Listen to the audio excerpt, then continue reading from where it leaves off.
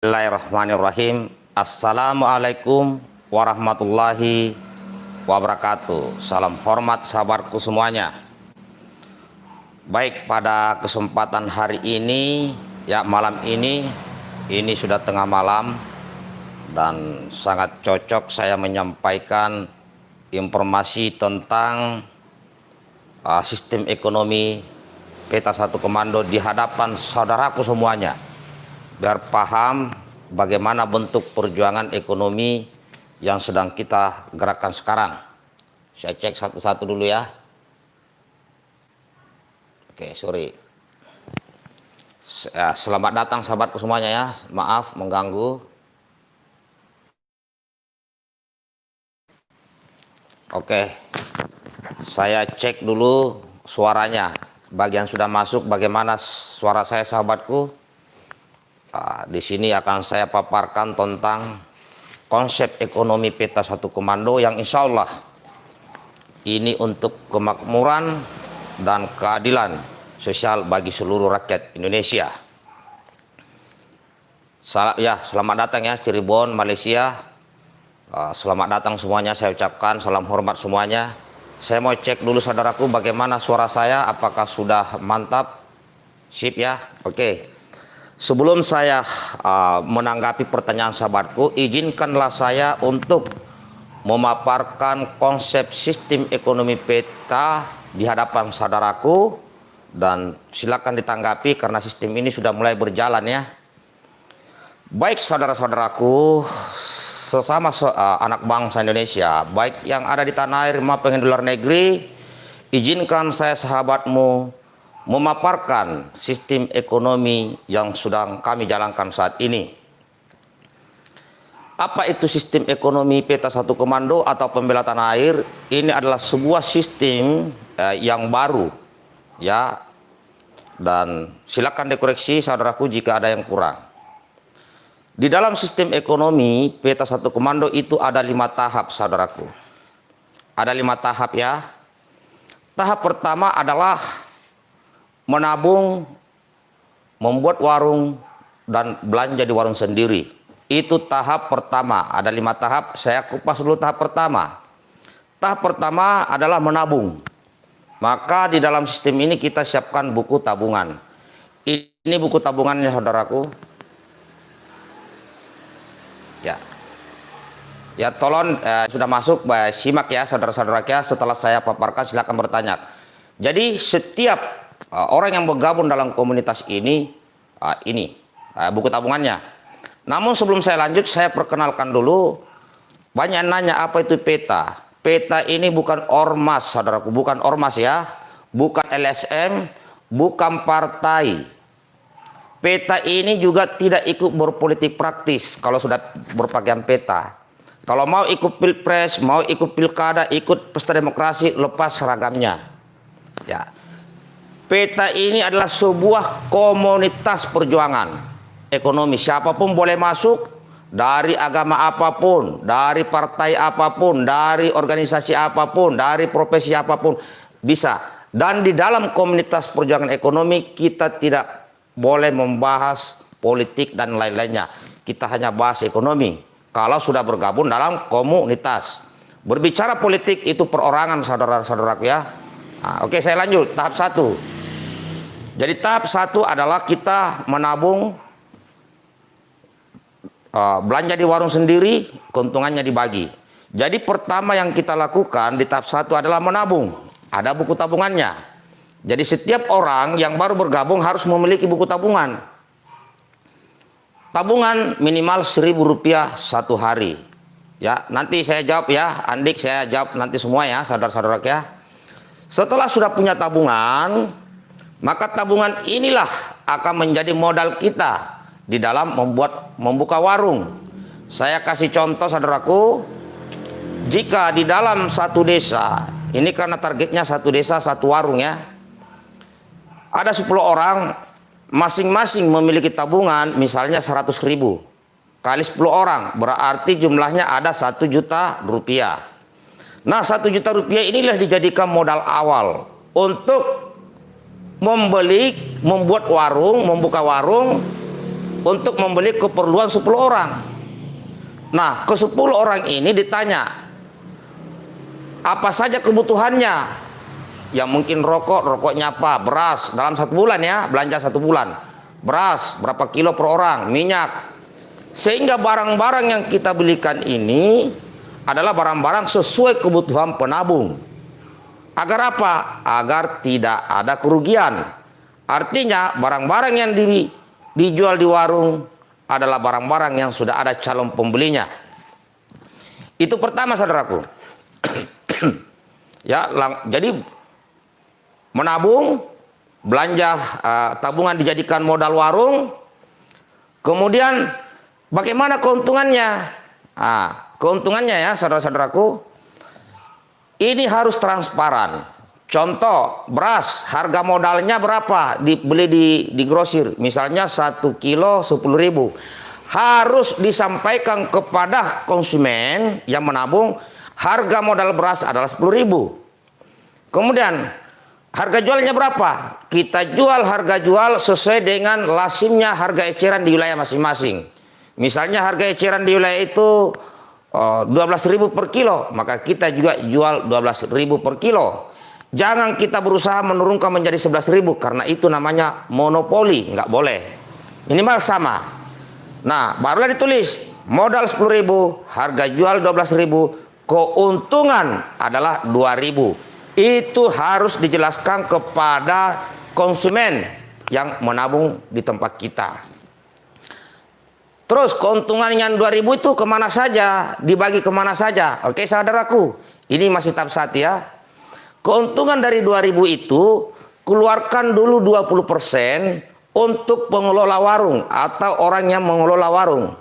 Berarti dari 2.000 rupiah keuntungan kotor dikeluarkan 20%, berarti 400 rupiah. Itulah gajinya pengelola dalam 1 kilo beras.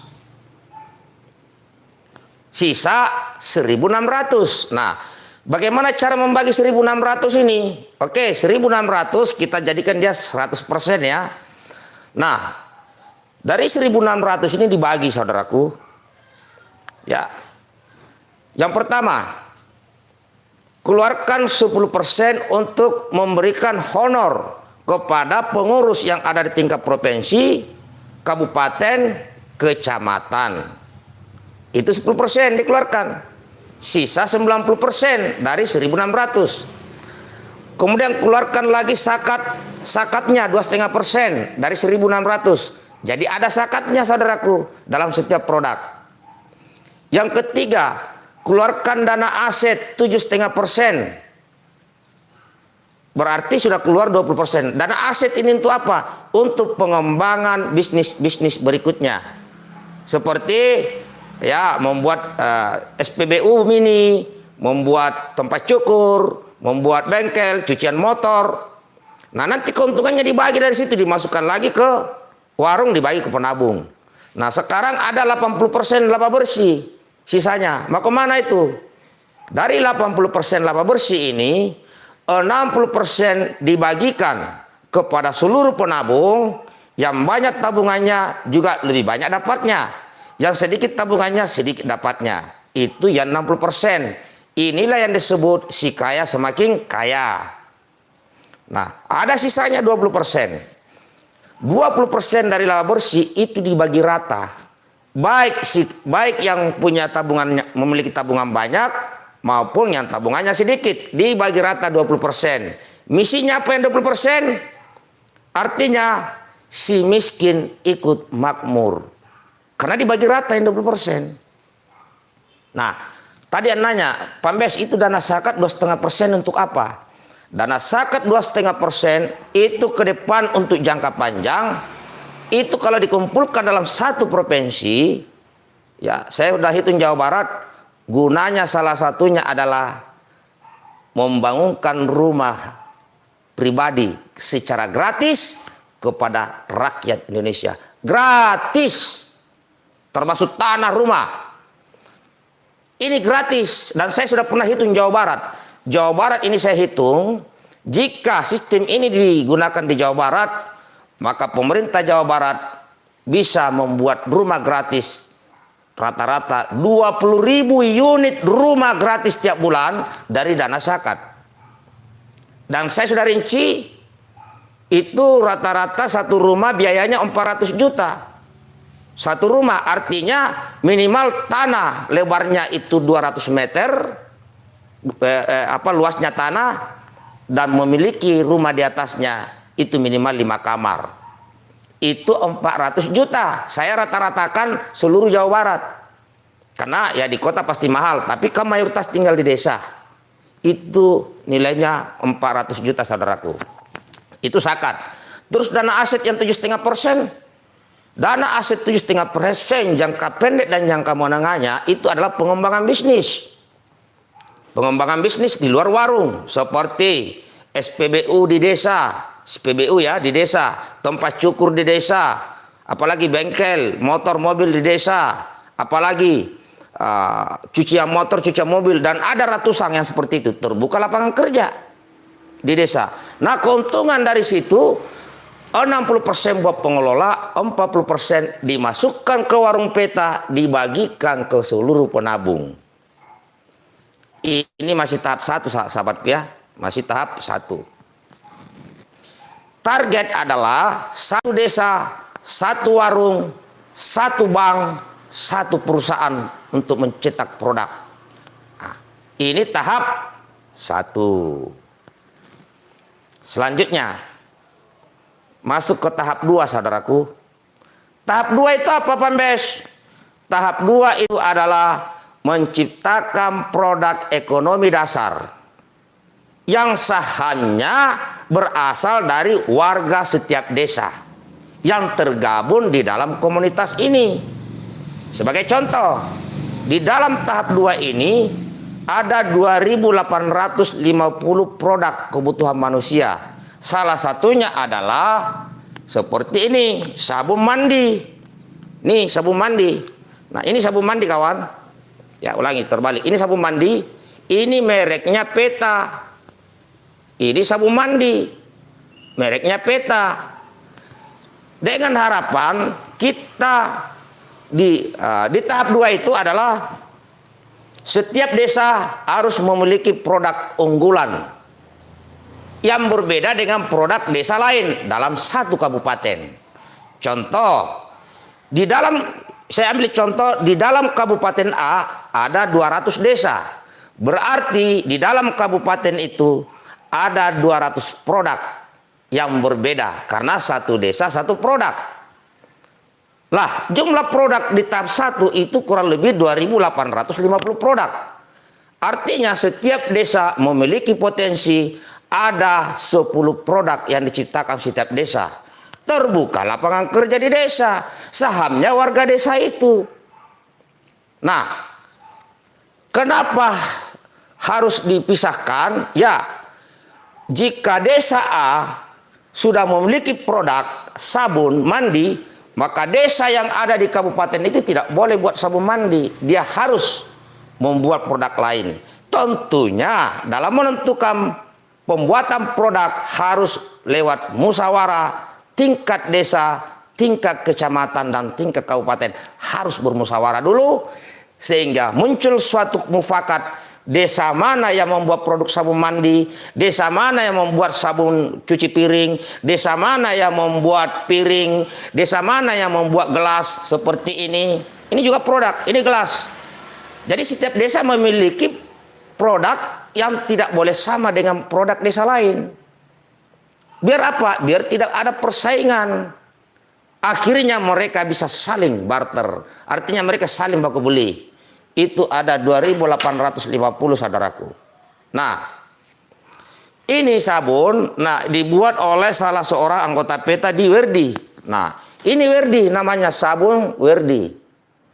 Apa itu Werdi? Werdi itu nama desa. Artinya setiap produk di tahap 2 mereknya menggunakan nama desa. Nama desa. Akhirnya nama desa itu jadi terkenal karena dijadikan nama produk. Saya ambil contoh lagi. Nih, ini salah satu produk. Ini produk untuk pencuci kloset. Kenapa disebut pembersih kerak pancoran? Ini pancoran ya. Karena ini dibuat di Kelurahan Pancoran, Jakarta. Ini saudaraku. Jadi setiap nama kelurahan dan nama desa di seluruh Indonesia ke depan, melalui sistem ekonomi peta ini, seluruh nama desa akan menjadi nama produk di tahap kedua. Sahamnya dari mana? Bukan perorangan, tapi saham dari warga desa setempat. Saya kasih gambaran saudaraku. Jika di satu kabupaten itu ditunjuk satu desa membuat sabun mandi, ya, membuat sabun mandi seperti ini, desa lain nggak boleh membuat sabun mandi. Maka seluruh desa, seluruh warga di kabupaten itu jika mau beli sabun mandi, dia harus ke desa Werdi, desa yang sudah ditunjuk. Maka apa yang terjadi? Maka pendapatan per kapita perorangan di desa itu akan meningkat secara otomatis. Ini tahap 2 sahabatku. Dan ini diatur oleh desa, kecamatan, dan kabupaten. Tahap 2 ya. Nah, sekarang kita masuk ke tahap 3. Tahap 3 itu dalam sistem ekonomi peta adalah menciptakan produk ekonomi menengah. Itu ada ratusan produk. Artinya itu tempatnya di kabupaten, berarti dikendalikan, diatur oleh provinsi. Contoh saya ambil provinsi Jawa Barat, itu ada 27 kabupaten kota. Nah, di tahap 3 karena ekonomi menengah, seperti apa? Buat produk apa? Buat produk handphone, TV, kulkas, AC, sepeda angin, ya, magic jar, laptop, itu ada ratusan produk tingkat menengah. Nah, bagaimana cara pembagiannya? Itu lewat musyawarah lagi untuk mencapai mufakat. Dari 27 kabupaten ini, kumpul pengurusnya, musyawarah di provinsi. Oke, di kota Bekasi cocoknya apa produknya? Di Kabupaten Ciamis apa? Di kota Bandung apa? Di Sukabumi apa? Itu semua dimusyawarahkan. Saya kasih contoh. Oke, sesuai hasil musyawarah bahwa untuk produk TV jatuh kepada Kabupaten Karawang. Maka TV itu disebut TV Karawang. Jadi nama Kabupaten Karawang menjadi merek TV. Maka seluruh kabupaten kota di Jawa Barat tidak boleh buat TV. Karena kalau mau beli TV di Karawang. Nah, supaya orang kabupaten lain tidak perlu ke Karawang, itulah fungsinya warung-warung peta di seluruh desa Jawa Barat, itulah tempat menyimpan produk. Jadi setiap desa itu sudah ada produk di sana. Sahamnya dari mana? Sahamnya dari warga Kabupaten Karawang. Sukabumi apa? Sesuai dengan hasil musyawarah. Oh, Sukabumi itu buat handphone. Sahamnya dari mana? Warga Kabupaten Sukabumi. Nama mereknya apa? Sukabumi. Namanya handphone Sukabumi. Orang bertanya, Pambes, Mayor Saleh, kita ini belum bisa buat. Siapa bilang nggak bisa buat barang itu?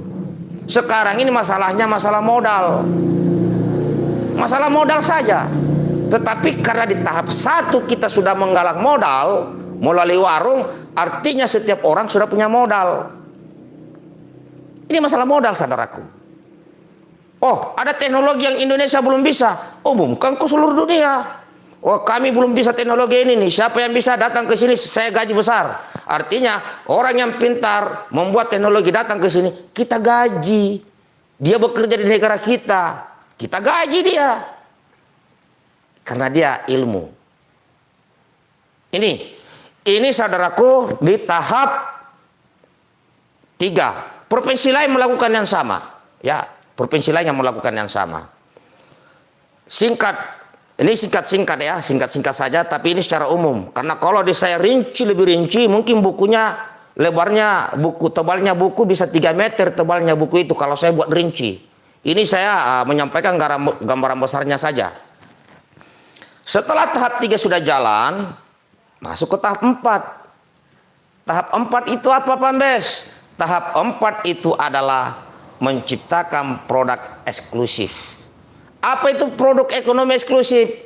Membuat pabrik motor, membuat pabrik mobil, membuat pabrik pesawat, membuat pabrik tank, membuat pabrik amunisi, membuat pabrik truk, kereta, kapal. Itu ada ratusan ratusan produk. Caranya bagaimana? Yaitu setiap pejabat di provinsi rapat, dikendalikan nasional, pusat rapat, ada 34 provinsi. Disitulah musyawarah, disitulah membuat suatu musyawarah bahwa contoh kita mau buat pabrik motor, otomatis kita harus mencari potensi-potensi wilayah untuk membuat motor. Dominan potensi wilayah mana yang ada bahan bakunya, harus diperhatikan itu. Berbicara bahan baku, apa saja bahan baku membuat motor dan dominan di wilayah mana. Kita ambil satu contoh. Kita ambil satu contoh bahwa sesuai dengan hasil analisis lapangan bahwa untuk menciptakan motor bahan bakunya mayoritas ada di Aceh misalnya. Oke, diputuskan. Maka Aceh membuat pabrik motor. Provinsi lain nggak boleh buat motor. Sahamnya dari mana? Dari warga Aceh.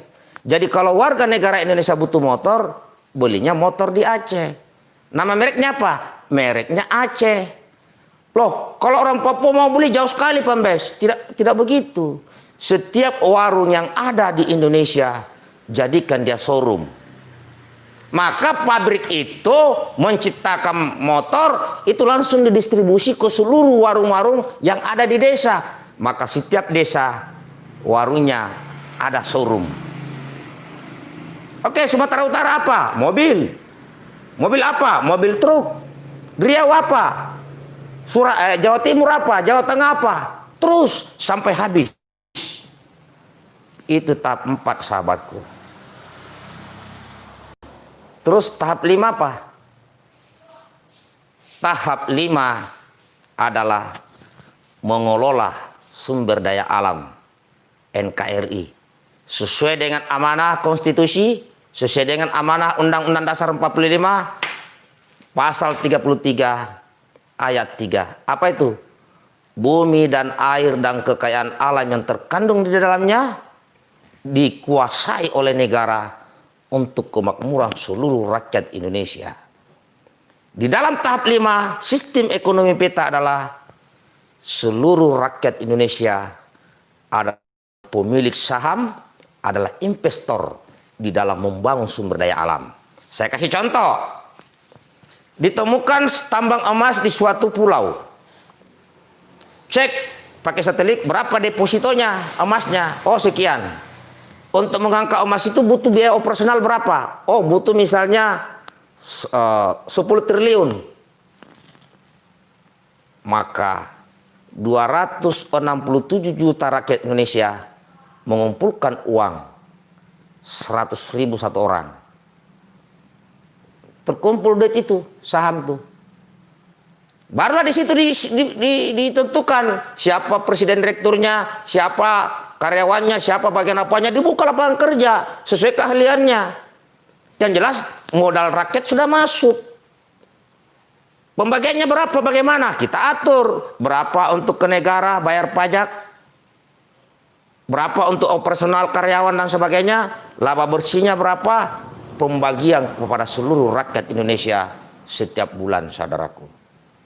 Itu baru emas, belum perak, belum tembaga, belum nikel, belum boksit, belum batu bara, belum pasir besi, ya, belum perikanan, ya, yang di dalam laut, belum minyak, belum gas, belum uranium, ada ratusan, saudaraku, mineral. Ini sesuatu yang baru. Jika ini berjalan, saudaraku, tidak ada orang miskin di tanah air ini. Bahkan bayi baru lahir sudah dijamin kehidupannya. Bayi baru lahir, sekolah gratis, rumah sakit gratis. Orang bertanya, wahai Mayor Purnawirawan Muhammad Saleh, jika seluruh rakyat Indonesia ini sudah punya duit, sudah punya emas, sudah makmur, terus siapa yang nanti yang bekerja di negara kita? Karena orang udah malas bekerja. Lah, ini pertanyaan menarik. Jika setiap rakyat Indonesia setiap hari sudah dijamin kehidupannya, sudah punya duit, sudah punya emas, sudah tercukupi semua, Undanglah itu si bangsa Cina, undanglah itu bangsa Amerika, undanglah itu bangsa-bangsa lain yang butuh pekerjaan. Datangkan ke sini, dia bekerja, kita kasih dia gaji. Maka di saat itulah kita menjadi tuan di negeri sendiri. Oh, anak-anak saya sudah nggak mau cuci piring. Dia maunya perbanyak belajar, lebih fokus kepada kegiatan keagamaan dan sebagainya. Ya karena anaknya udah punya gaji, udah punya duit. Bukan dia malas nyuci piring. Undanglah negara-negara miskin itu. Undanglah negara-negara yang tidak punya kekayaan itu datang ke sini. Suruh cuci piring, gaji. Maka itulah yang disebut kita menjadi tuan di negeri sendiri. Ini saudaraku. Ada yang bertanya kepada saya, Pambes kan sudah ada koperasi. Benar kan? Kan sudah ada koperasi Pambes. Saya pernah menjadi pengawas koperasi di Batalion 501 Kostrat Madiun. Saya salah satunya bagian pengawas koperasi. Dari situlah saya belajar tentang koperasi. Teori koperasi sangat bagus. Tapi mohon maaf, tunjukkan kepada saya ada puluhan ribu koperasi di Indonesia ini yang sudah nyata-nyata memakmurkan pengikutnya. Tunjukkan ke saya, saudaraku. Bahkan mohon maaf, tidak sedikit koperasi malah menjadikan orang miskin. Apa? Karena di situ ada simpan pinjam. Namanya kalau orang sudah minjam, orang sudah ngutang ke koperasi, itu statusnya pasti orang miskin. Karena kalau sudah kaya, nggak mungkin dia ngutang, nggak mungkin dia minjam. Sedangkan di koperasi rata-rata ada simpan pinjam. Jadi siapapun mereka, anggota koperasi yang minjam ke koperasi, itu statusnya miskin, orang miskin itu. Kan orang kaya nggak akan mungkin. Itu satu ya.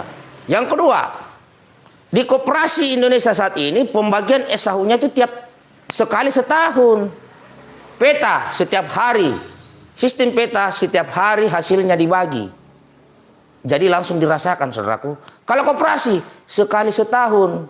Itu pun yang paling banyak transaksi di sana, apakah itu ngutang, apakah itu belanja, dia lebih tinggi SHU-nya. Akhirnya apa yang terjadi? Orang yang sering ngutang itulah yang dikasih SHU lebih tinggi. Di dalam sistem ekonomi peta tidak ada istilah kredit. Di dalam sistem ekonomi peta tidak boleh ngutang. Oh, ada saudara kita yang butuh, kan ada dana zakat. Oh, ada saudara kita kena musibah, mau ngutang, nggak usah ngutang, kan ada dana zakat. Mainkan dulu dana zakat, bantu yang miskin. Ini saudaraku, apakah ini teori? No, ini sudah berjalan. Sudah berjalan di Kabupaten Bekasi dan sudah berjalan di Kabupaten Cianjur. Dan alhamdulillah orang-orang yang sudah tergabung dalam warung itu, uangnya bertambah di tabungannya setiap terjadi transaksi jual beli. Karena itu langsung dibagi. Rumusnya siapa yang buat Pambes? Alhamdulillah saya yang buat rumusnya, tetapi ilmu itu datangnya dari Tuhanku, dari Allah Subhanahu wa taala. Saya perantara. Background saya militer, background saya perang, tetapi datang kepadaku sebuah ilmu tentang ekonomi yang tidak pernah saya pelajari, namun saya praktekkan saudaraku. Maka muncullah buku tabungan, muncullah produk-produk. Bahkan anggota peta sudah buat produk dompet. Nih, ini dompet peta nih.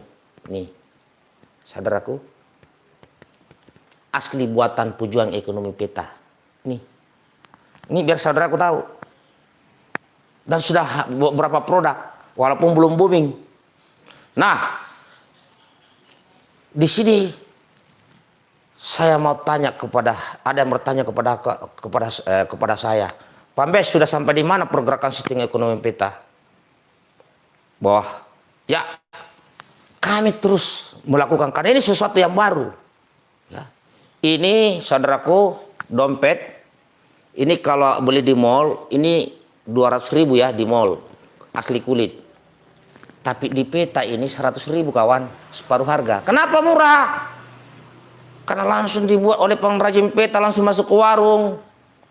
Karena kalau ditaruh di mall, itu pajaknya mall terlalu tinggi. Di warung peta tidak kena pajak, saudaraku. Karena warung peta warung kecil. Makanya murah. Asli kulit.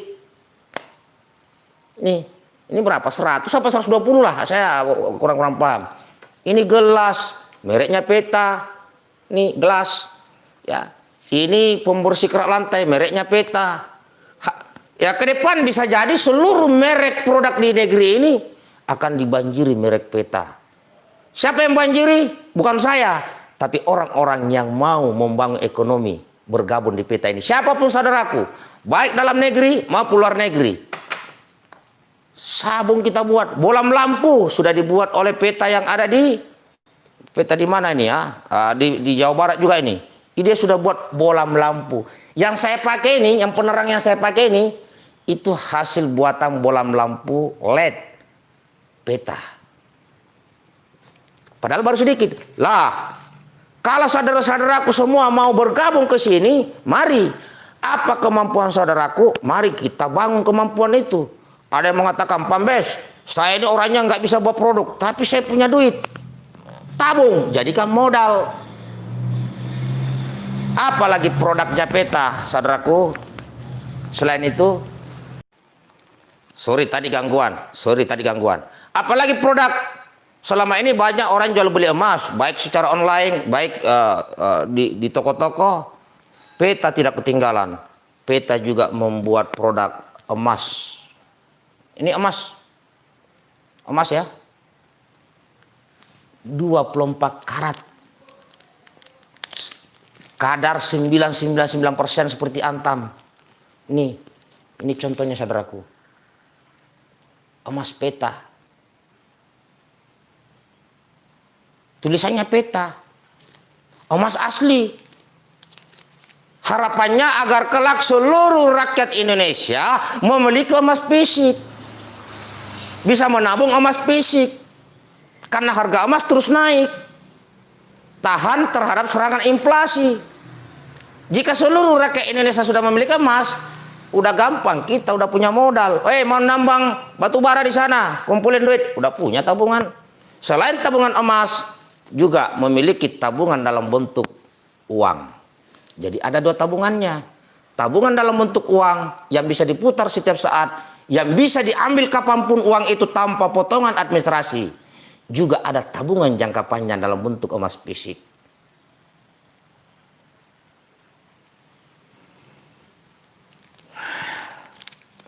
Ini saudaraku sekilas saya sampaikan, tentunya ini tidak ringan.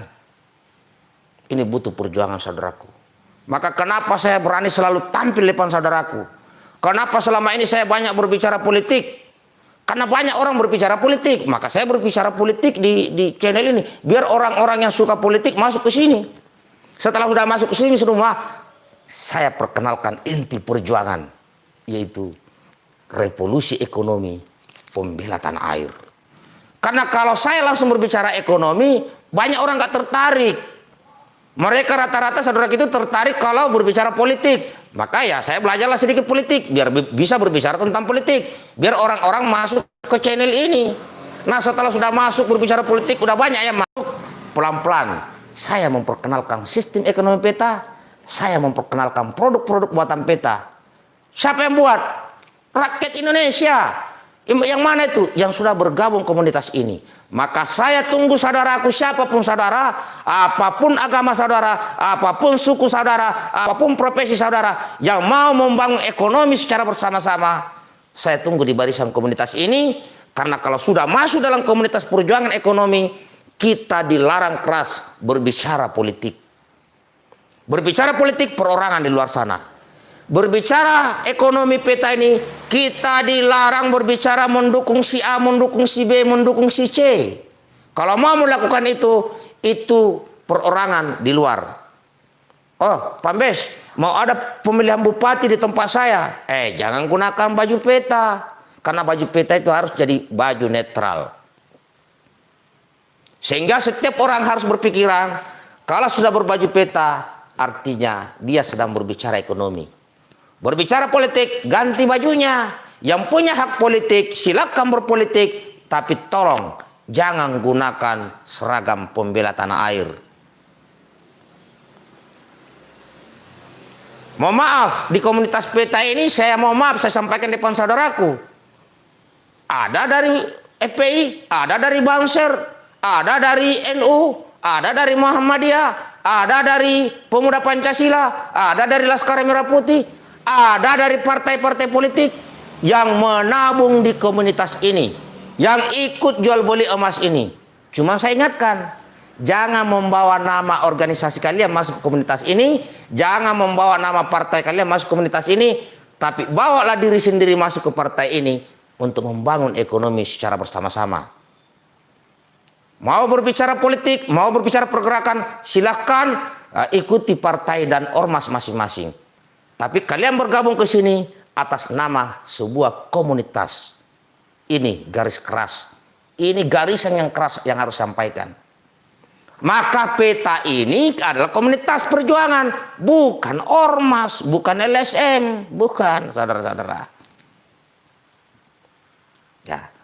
Maka saya berpikir karena karena banyak yang mengatakan, Pambes bagaimana ke depan kalau kita mau berpolitik? Oke, insya Allah semoga ini berjalan, kita dirikan sebuah ormas untuk ya ikut politik. Syukur-syukur ormas ini sudah besar, jadikan partai masuk dalam politik. Tapi komunitas ekonomi ini jangan diseret-seret masuk ke dalam politik. Jangan. Karena biarkan ini khusus ekonomi. Politik, ya yang mau berpolitik silakan, tapi ada wadahnya tersendiri saudara-saudaraku. Ini sehingga komunitas PETA ini adalah komunitas wadah netral, wadah siapapun boleh bergabung tanpa memandang dari mana background, status agamanya, sukunya, status politiknya, tidak ada. Kalau sudah dalam komunitas, ini penekanan ya, penekanan saudaraku. Maka saya pengalaman kemarin 2019 ikut Pak Prabowo, mendukung Pak Prabowo, saya tidak pakai baju PETA, nggak boleh. Harus menggunakan kemarin itu baju relawan namanya GNCP, Gerakan Nasional Cinta Prabowo. Karena di PETA kemarin 30% di orang komunitas PETA juga mendukung Pak Jokowi, khususnya Jawa Tengah. Di Jawa Tengah itu banyak anggota PETA, tapi dia mendukung Pak Jokowi. Setelah saya hitung di Indonesia 30% komunitas PETA itu pendukung Pak Jokowi, 70%-nya ke Pak Prabowo. Namun saya ingatkan, jangan saling menghina, jangan saling mencaci, jangan selalu saling memaki karena beda dukungan. Dan itu saya contohkan di Pilpres 2019. Setelah Pilpres, sudah selesai. Bangun lagi ekonomi. Karena kami tidak ada keterkaitan dengan politik itu secara komunitas. Ini biar saudaraku paham apa itu PETA, apa itu pembela tanah air. Terus orang nanya, Pambes, tapi Pambes turun aksi, demo, orasi dan sebagainya. Lah, begini saudaraku, selain kita membangun komunitas ini, ekonomi, kita juga jangan apatis tentang kondisi negara kita secara umum. Contoh, tenaga kerja asing terus masuk ke negeri kita. Ya kita harus ngobrol, kita harus tampil menyampaikan bahwa itu tidak baik dan berikan solusi. Oh kemarin ikut bela Islam dan sebagainya. Ya karena kita terpanggil. Kenapa? Penistaan sebuah agama itu melanggar prinsip Pancasila. Lah kita pembela tanah air, ideologi negara kita Pancasila. Nah penistaan agama adalah sama saja mencederai nilai-nilai luhur Pancasila. Maka kami komunitas PETA ikut turut menyuarakan agar tidak ada lagi penistaan agama di negeri ini. Ini saudaraku kenapa saya tengah malam berbicara, biar tidak ada gangguan motor yang lewat dan sebagainya. Ini saudaraku, inilah yang kami terus perjuangkan. Maka setiap ada orang mau jadi kepala desa, ada yang mau jadi bupati, ada yang mau jadi gubernur, ada yang mau jadi presiden, ada yang mau jadi anggota dewan. Kalau dia belum memahami sistem ekonomi PETA, maka saya apatis kepada orang-orang seperti itu. Saya apatis. Kenapa? Ya mohon maaf, misinya hanya dalam bentuk teori. Baru saya pancing, Nanti kalau jadi gubernur atau jadi bupati, berani nggak mengatakan bahwa seluruh warga kabupaten ini akan saya libatkan sebagai investor dalam membangun ekonomi kabupaten ini? Nggak ada yang berani. Nggak ada yang berani. Karena setelah mereka duduk jadi pejabat, yang dia incar itu investor asing masuk. Yang kapitalis disuruh masuk biar dapat fee. Ya mohon maaf, saya berbicara apa adanya, saudara-saudaraku.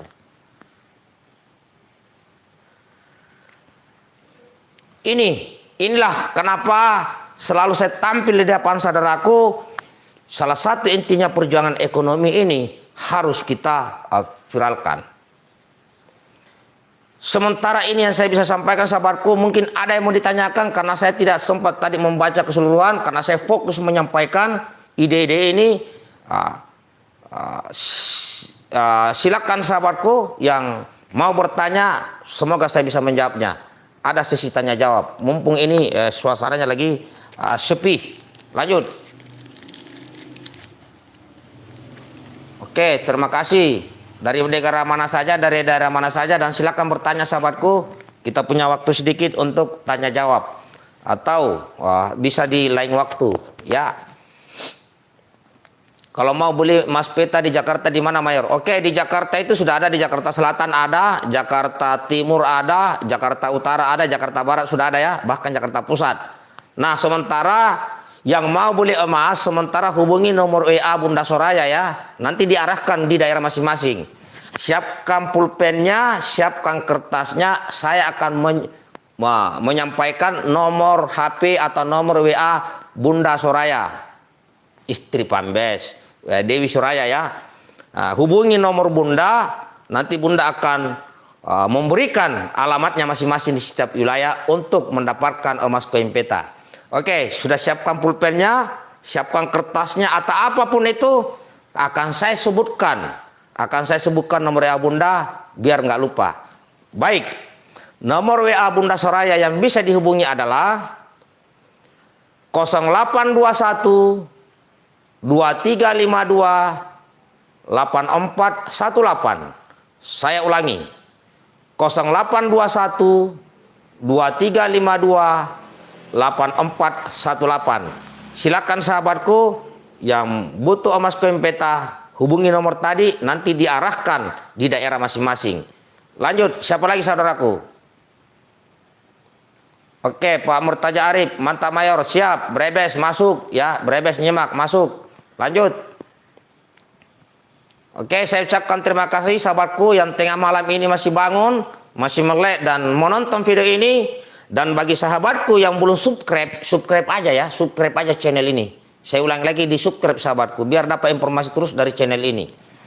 Bagi sahabatku yang masuk belakangan dan tidak melihat utuh video ini, bisa diputar ulang setelah beberapa jam ke depan setelah saya matikan ya.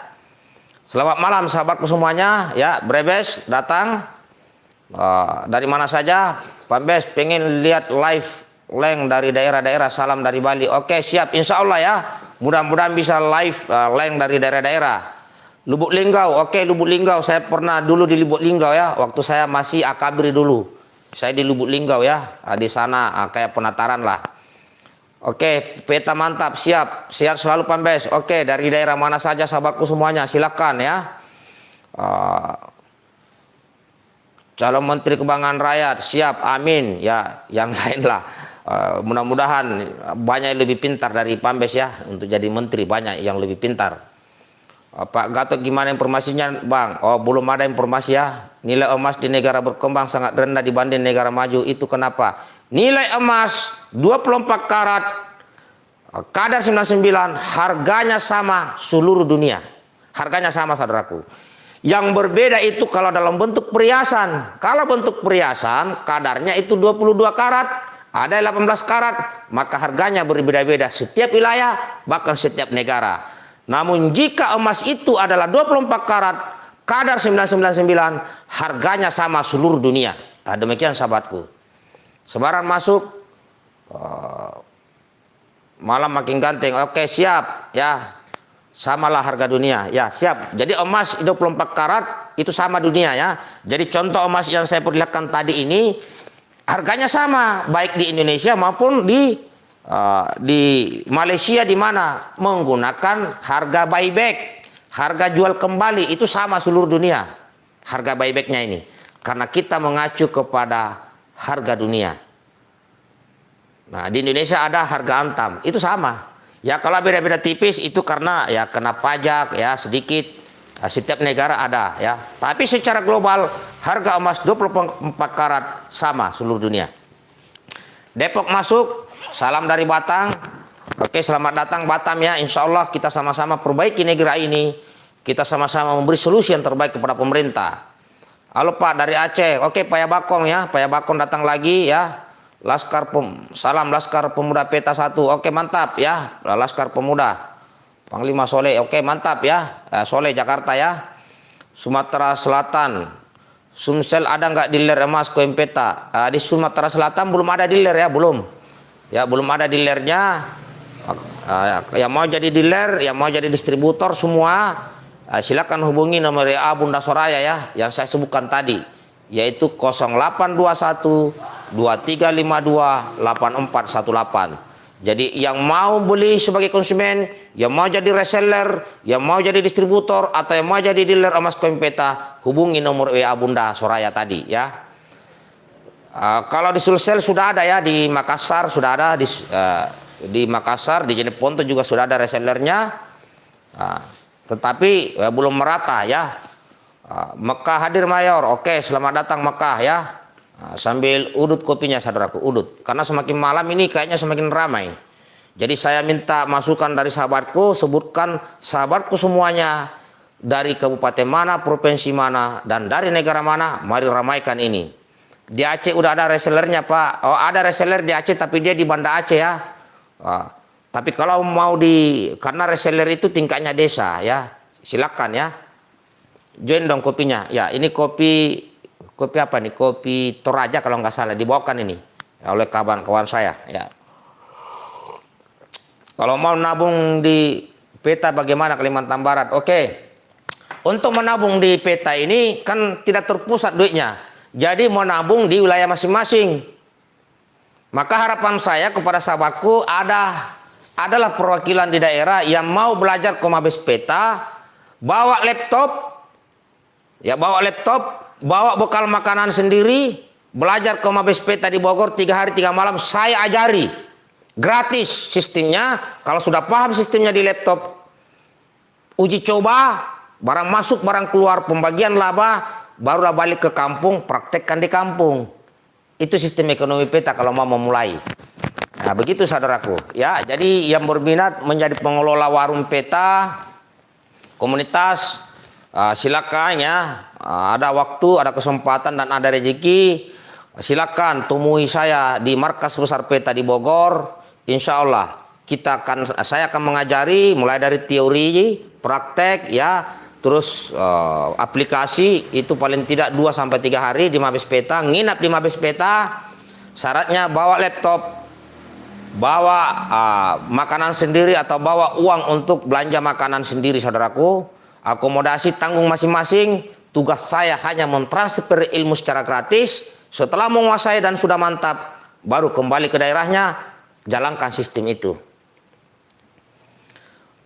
Berapa modal awal untuk bergabung Pambes? Itu modal apa itu? Modal untuk menjadi pedagang emas atau bergabung dalam tabungan peta. Mabes peta di mana Pambes? Mabes peta itu ada di Kabupaten Bogor, Jawa Barat, di Kecamatan Kelapa Nunggal, Desa Kahuripan. Ya ini Greng Kahuripan ya. Atau hubungi dulu nomor WA Bunda, nanti tanya di WA itu, nanti dimasukkan di grup. Lanjut.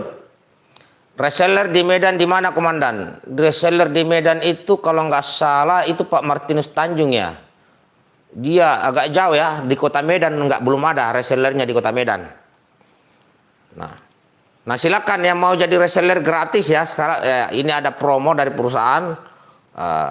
Reseller yang mau daftar reseller gratis, silakan hubungi nomor Bunda Soraya yang saya sebutkan tadi, dan semoga di sana bisa menjadi pedagang emas di wilayah masing-masing. Lanjut saudaraku, sambil uduk ya. Salah minum. Wah, ini yang ada kopinya ini buka itu. Oke, selamat datang Balikpapan, hadir satu-satunya channel Indonesia. Oke, siap. Selamat datang Balikpapan ya. Saya ingatkan saudaraku yang belum subscribe, tolong subscribe channel YouTube ini dan tolong bantu bagikanlah video-video ini, beritahu tetangga, beritahu saudara agar subscribe channel YouTube Mayor Saleh agar semakin banyak kita saling mengenal. Oke, masuk Balikpapan. Iya, salam minum ini ya, Mas Krisyanto, salam minum.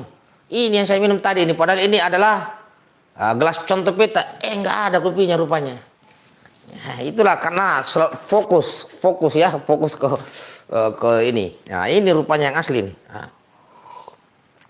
Nah, yang belum makan ya saudaraku, saya bukan sombong atau bukan apa.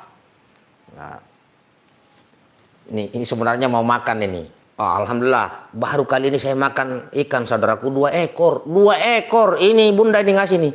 Bayangkan makan ikan 2 ekor. Nih, saudara. Ya, mudah-mudahan saudaraku di sana juga tidak kekurangan makanan ya. Di sini menunya nasi, ada ikan. Ini ikan apa ya?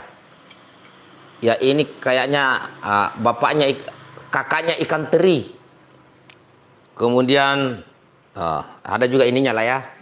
Mudah-mudahan sahabatku semuanya di sana baik-baik semua dan tidak kekurangan makanan ya saudaraku. Nah, pantura masuk. Enak ikan asing ya, sorry ya. Oke, kita semua ya 2 ekor pambes. Iya 2 ekor. Wah, panjangnya lumayan lah. Itu panjangnya kalau nggak salah 7 cm. Jadi lapar ngeliat Mayor. Oke sahabatku, demikian yang saya bisa sampaikan.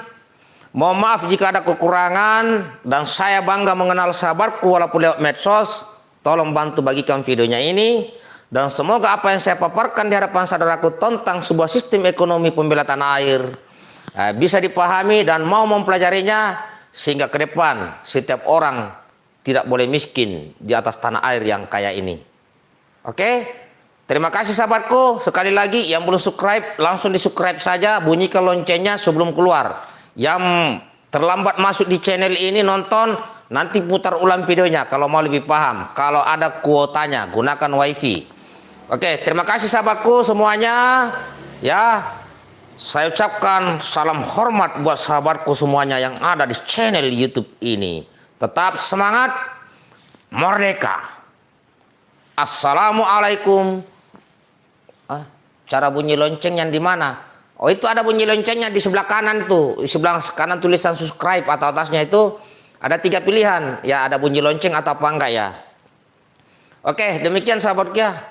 Yuk, kita bantu doakan semuanya sehat. Ya, kita juga perhatikan lah ya.